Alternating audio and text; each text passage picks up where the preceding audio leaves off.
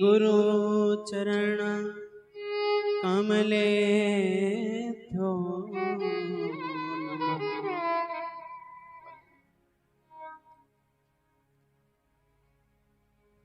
चिद चिद्भ्यां विशिष्टाय शिष्टपक्ष सुरक्षिणे कौसल्यानन्दरूपाय राघवेन्द्राय मङ्गलम्।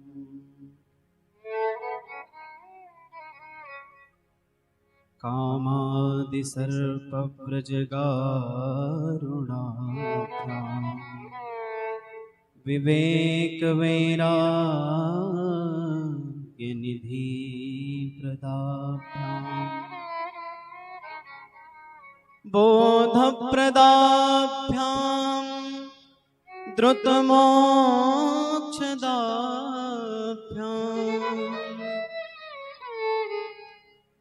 नमो नमः श्री गुरुपादुकाभ्यां। सीतानाथ समारंभां श्रीरामानन्दार्य मध्यमाम् अस्मदाचार्यपर्यन्तां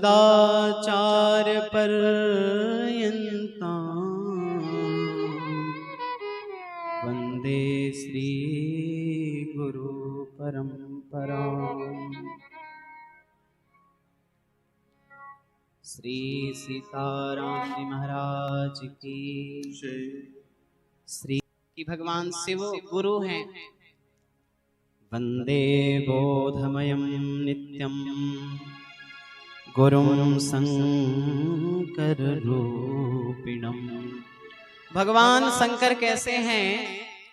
तो गुरुं शंकर रूपिणम्। बहुत एकाग्रचित्त होके सुनिएगा। वो गुरु हैं। शंकर जी का स्वरूप उन्होंने धारण किया है, पर एक्चुअल में वो क्या है? गुरु हैं। अच्छा, गुरु कहते किसे हैं? तो व्याकरण में गृह निगरणे धातु है। उस धातु में उत्व होकर के गुरु शब्द की निष्पत्ति होती है, जिसका शाब्दिक अर्थ होता है गृणाति शिष्यान अशेष अनर्थान इति गुरु।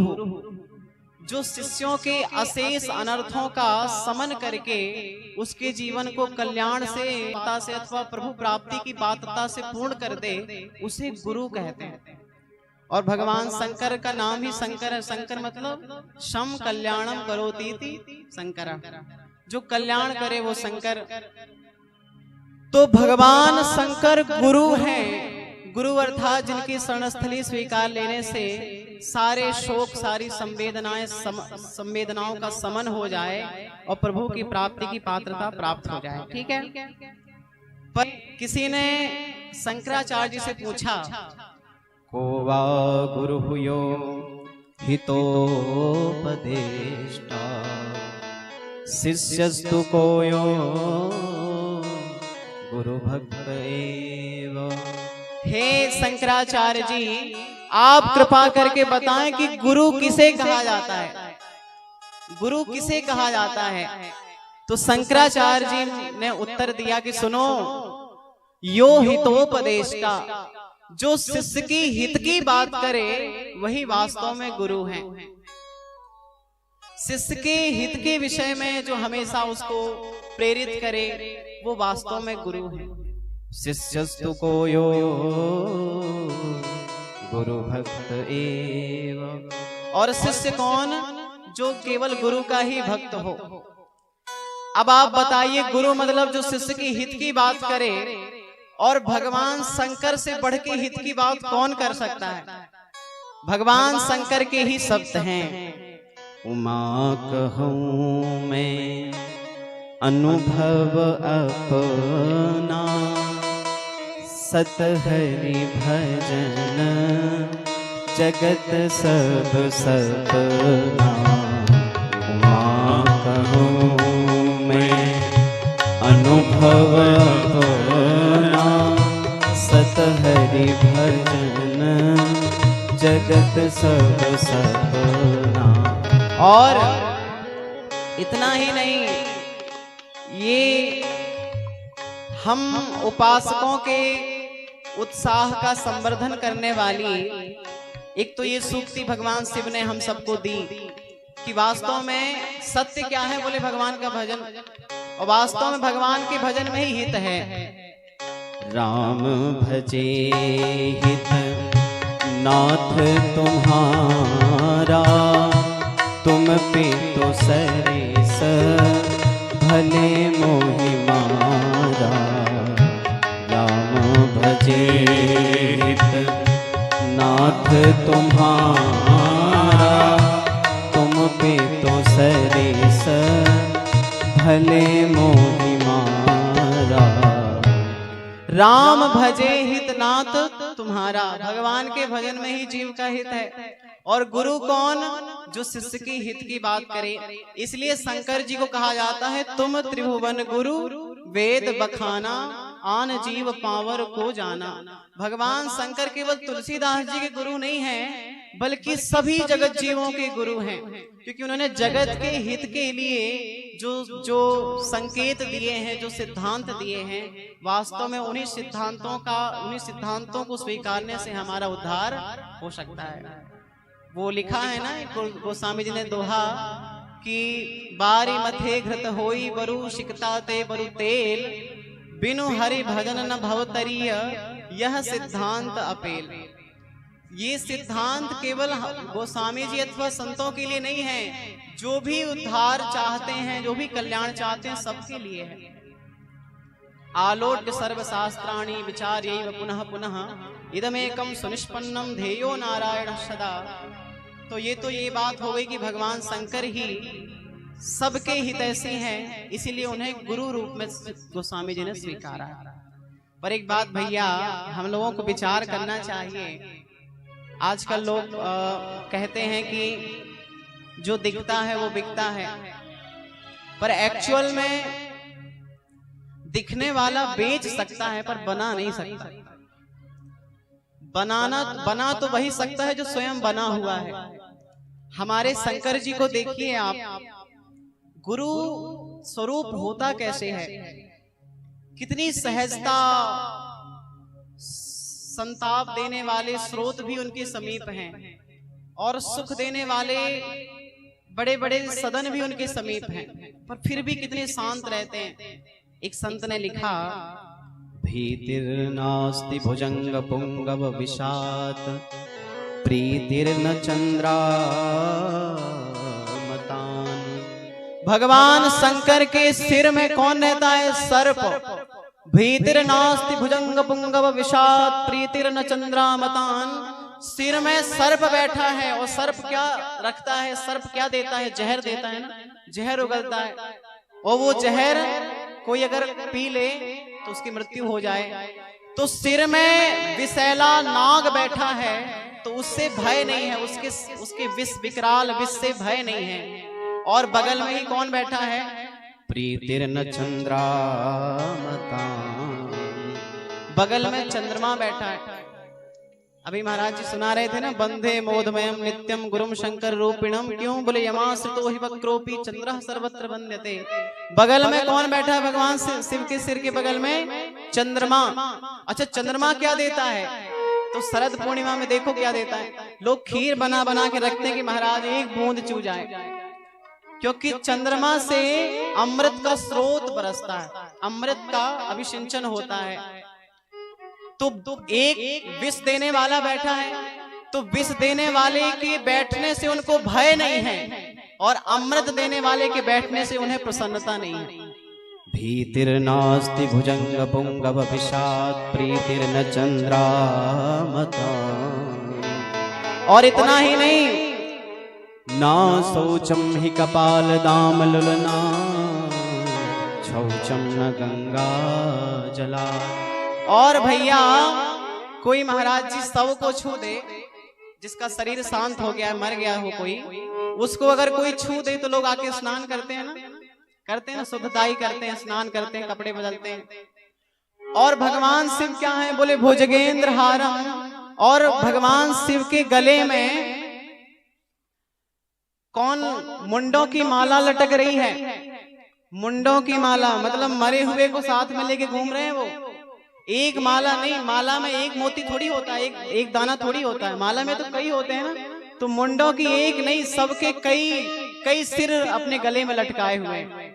तो इतने सारे सबके सिरों को लटकाने से जो अशुद्ध नहीं मान रहे अपने आप को, और सिर से कौन बह रही हैं? तो छौचम न गंगा जला, सिर से गंगा प्रवाहित हो रही है। लोग कहते हैं महाराज जी कितना भी बड़ा पाप कर दो और गंगा में स्नान कर लो तो आदमी क्या हो जाता है? पवित्र हो जाता है ना।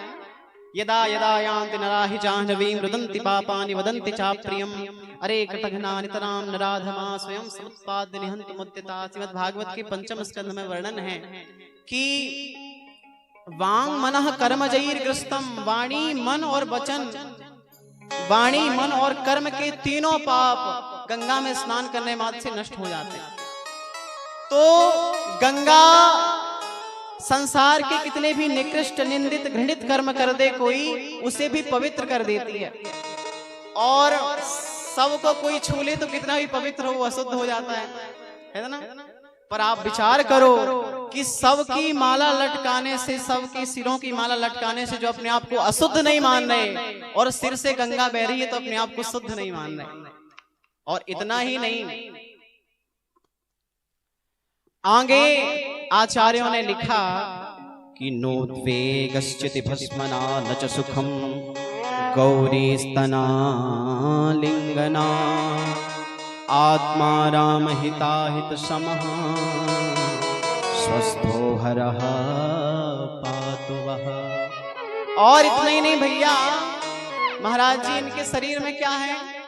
बोले नोद्वेगश्चिति भस्मना न च सुखम, पूरे शरीर में चिता की भस्म लगाए हुए। हमारे शरीर में थोड़ा सा भी भस्म लग जाए, धूल लग जाए तो हम अपने आप को क्या मानने लगते हैं कि हमारी छवि, हमारी आकृति आकर्षक नहीं लग रही, बल्कि बेकार लग रही है, खराब लग रही है। अपने आप में ऑकवर्ड फील होता है, अनकंफर्टेबल फील होता है कि रे अच्छे नहीं लग रहे देखने में। तो पर भगवान शंकर तो पूरे शरीर में चिता भस्मालेपो गरलमसनम दिक्पटधरो जटाधारी कंठे भुजगपतिहारी पशुपति, पूरे शरीर में चिता का भस्म लगाए हुए, राख लपेटे हुए। तो अपने आप को बेकार नहीं मान रहे कि मैं बहुत अच्छा नहीं लग रहा, उससे उद्विग्न नहीं है। नोद्वेगश्चिति भस्मना न च सुखम, उद्विग्न नहीं है, व्यथित नहीं है, क्षुब्ध नहीं है। और एक बड़ी अच्छी बात क्या बोले गौरी स्तना लिंगना। कभी कभी जब भगवान शिव प्रेम के पारावार में प्रवेश कर जाते तो अपनी प्रियतमा, अपनी प्रेयसी पार्वती का आलिंगन कर लिया करते थे, मतलब उनको गले लगा लेते थे। तो महाराज जी पुरातनी परिपाटी में कुमकुम हुआ करता था,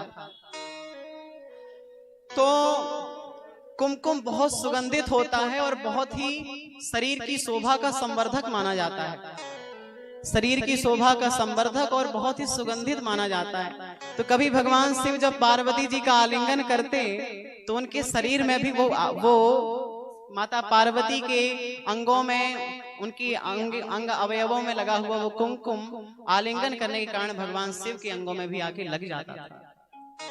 तो उन कुमकुम के लगने से वो बहुत प्रसन्न नहीं हो जाते थे कि अरे अब तो मैं बहुत सुंदर दिख रहा हूँ, अब तो मैं बहुत आकर्षक लग रहा हूँ, ऐसी कोई भावना भी। न च सुखम गौरी स्तनालिंगना, गौरी के आलिंगन करने से जो सुखी नहीं हो रहे उनके कुमकुम लग जाने से, और चिता के लगने से जो उद्विग्न नहीं है, व्यथित नहीं है, क्षुब्ध नहीं है। आत्मा राम हिताहित समः स्वस्थो हरः पातु वः। ऐसे हित और अहित, एक हित के स्रोत है चंद्रमा, गंगा और पार्वती जी का आलिंगन, और अहित कौन? बोले सर्प, सर्प का विष और मुंडों की माला और चिता की भस्म। हित भी है साथ में और अहित है, उसके बाद भी भगवान शंकर कैसे रहते हैं? आत्मा राम हिताहित समः स्वस्थो हरः पातु वः। फिर भी वो स्वस्थ रहते हैं, शांत रहते हैं, नॉर्मल रहते हैं एकदम, है ना, नॉर्मल। हम लोगों के साथ थोड़ी सी अपोजिट कंडीशंस हो जाएं, इतने ज्यादा हम लोग अग्रेसिव, हाइपर और फ्रस्ट्रेट हो जाते हैं, और थोड़ी सी भी अकॉर्डिंग कोई सिचुएशन कंडीशन बन जाए तो इतने ज्यादा हैप्पीनेस में इन्वॉल्व हो जाते हैं कि नाचने लगेंगे, गाने लगेंगे। पर भगवान शिव को देखिए, सुख के स्रोत हैं और शोक के स्रोत भी हैं, सुख और शोक दोनों के स्रोत हैं शरीर में, फिर भी भगवान शिव शांत हैं। वास्तव में यही गुरु का लक्षण है। कहते हैं ना, जो भरा हुआ है वही भर सकता है। व्याकरण में एक दोष है अन्योन्याश्रय दोष, परस्परापेक्षत्वम अन्योन्याश्रयत्वम। तो वहां पे उदाहरण देते हैं कि जैसे नाव अगर किसी दूसरी नाव से बंधी हो तो वो किसी को उस पार नहीं पहुंचा सकती। यथा नावा बद्धा नो न सत्राणाय कल्पते तथैव अन्योन्याश्रयाणि शास्त्राणि न प्रथन्ते। तो आचार्यों ने लिखा है कि जैसे स्वयं बंधा हुआ जीव किसी का उद्धार नहीं कर सकता, स्वयं उद्विग्न और उल्लास में, प्रसन्नता और पीड़ा में, वेदना और विलास में जो बंधा हुआ है वो किसी को कैसे शांत और सहज कर सकता है। तो इन सब से जो निकला होगा वही किसी को शांत और सहज बनाने में सक्षम है। तो ऐसे हमारे भगवान शिव, जो वास्तव में जीव के उद्धार के, अभी महाराज जी बता रहे थे ना कि भगवान के नाम जपने में ही हित है। वास्तव में बिना हरिम नैव भवम तरंती, बिना हरि के भजन के कोई भव सागर से नहीं तर सकता। और इस बात को अंतिम में गोस्वामी ने लिखा है, विनिश्चितम बदामि तेन अन्यथा वचांसि में हरिम नरा भजन्ति दुस्तरम तरंति ते। जो भगवान का भजन करते हैं वही संसार सागर से पार जा सकते हैं, और भगवान का भजन करने में ही हमारा हित है। ये किसने बताया है? भगवान शिव ने बताया है। सत हरि भजन जगत सब सपना, उमा कहूं मैं अनुभव अपना। इसलिए भगवान शंकर सबके गुरु हैं। वंदे बोधमयम नित्यम गुरुम शंकर रूपिणम। और गुरु का लक्षण ही है गणात शिष्यान अशेष अनर्थानिधि गुरु। और गुरु किसे बोले? गुरु कोवा गुरु यो हितोपदेष्टा। जो शिष्य के हित की बात करे वही वास्तव में गुरु है। इन्हीं अपने शब्दों की हम भाग्यशाली हैं कि आपके द्वारा भगवान का जो वांगमय विग्रह बनाया गया, उस वांगमय वाणीमय विग्रह में हमें अपनी शब्दों रूपी पुष्पांजलि चढ़ाने का सौभाग्य मिला। इससे हम आपसे उपकृत हैं और आभारी हैं। समस्त सतनावासियों को शुभाशय मंगलाशय और महाराज श्री के परम पावन पादार बिंदों में प्रणाम और प्रणति पूर्वक यही प्रार्थना है कि यही स्नेह, ऐसे ही अनुग्रह की अभिवर्षा इस अकिंचन, इस आश्रित पर बनाए रखेंगे। और इन्हीं भगवान जानकी राघव के युगल पद कमल में प्रणाम करते हुए यही आग्रह है कि आप सबको अपनी नेह छाया में हमेशा बनाए रखें। सबको शुभाशय मंगलाशय श्री सद्गुरुदेव भगवान की कृपा कोर से ये शब्दांजलि आपको समर्पित, आप सभी को समर्पित। अब कुछ क्षण भगवान नाम संकीर्तन, फिर वाणी को विश्राम। हरे राम राम राम सीता राम राम राम। हरे राम राम राम सीता राम राम। हरे राम राम राम सीता राम राम राम। हरे राम